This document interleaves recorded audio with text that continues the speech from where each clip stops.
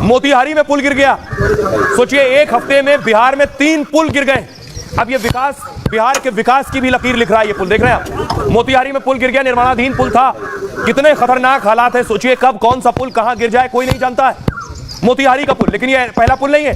इससे पहले देखिए 2 दिन पहले सीवान में कल पुल गिर गया। ये देख रहे हैं, ये पुल सीवान का था, वहां पुल गिर गया। अभी मानसून पूरी तरह से आया भी नहीं है। ये देखिए यहां टिका था और सीधे धड़ाम, कह रहे हैं पानी के बहाव की वजह से पुल गिर गया। अगली तस्वीर देखिए जरा।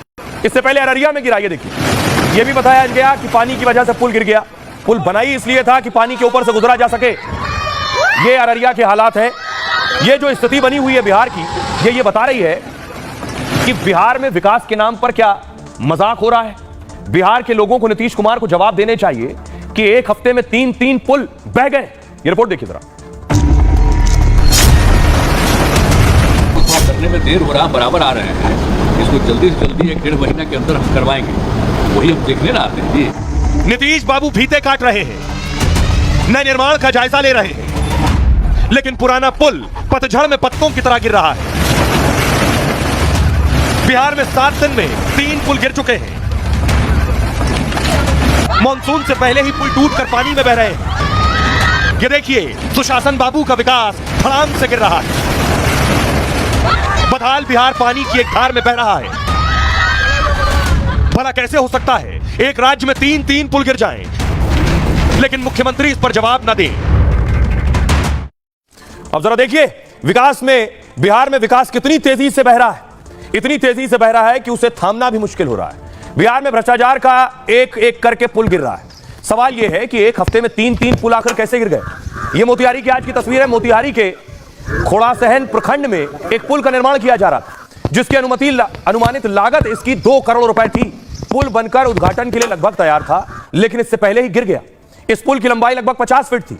22 जून को सीवान में भी पुल गिरने की घटना सामने आई। यहां महाराजगंज और दरोदा विधानसभा के बॉर्डर को जोड़ने वाला पुल ताश के पत्ते की तरह ढेर हो गया।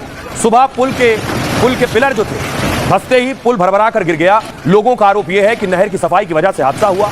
1990 में गांव के लोगों ने इस पुल को चंदा इकट्ठा करके बनवाया था। इस पुल की लंबाई करीब 30 फीट थी और चौड़ाई 20 फीट थी, लेकिन सरकार ने मरम्मत की जिम्मेदारी नहीं ली। इससे पहले 18 जून को अररिया में 180 मीटर लंबा पुल ढह गया। यह पुल अररिया के सिकटी में बकरा नदी पर बनाया गया था और इस पुल का उद्घाटन किया जाना था, लेकिन इसके पहले ही पुल गिर गया। सिकटी का यह पुल 31 करोड़ रुपए की लागत से बना। पिछले 13 साल में यह तीसरी बार बन रहा था यह पुल।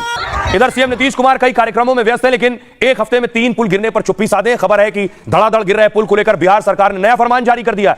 अब बिहार के सभी पुलों का ऑडिट होगा, लेकिन सवाल यह है कि इसके लिए पहले किसी हादसे के होने का इंतजार किया जा रहा था। आपको बताऊं, सवाल यह है, एक पुल वो गिर गया जो निर्माणाधीन था, 2 करोड़ में बन रहा था। एक पुल वो गिर गया जिसका उद्घाटन किया जाना था, और एक पुल वो गिर गया जो पुराना था। हर तरह के पुल गिर रहे हैं। सुनिए सियासतदानों। लगातार पुल गिर रहा है, लगातार ट्रेन हादसा हो रहा है, लगातार पेपर लीक हो रहा है। एक बता दो किस पे कार्रवाई की गई हो, कौन पकड़ा जा रहा है। हाँ, घूम फिरा करके तेजस्वी या लालू जी को गाली देते हैं। जांच का एक प्रॉपर मैकेनिज्म अब निश्चित तौर पर बनना चाहिए, क्योंकि इस तरह की घटनाएं जो हो रही हैं, इसका मतलब है कि जो पुल बनाने वाली कंपनियां हैं वह जब नक्शा पास करा रही हैं उसमें कुछ ना कुछ गड़बड़ी है। एक बार की घटना समझ में आती है।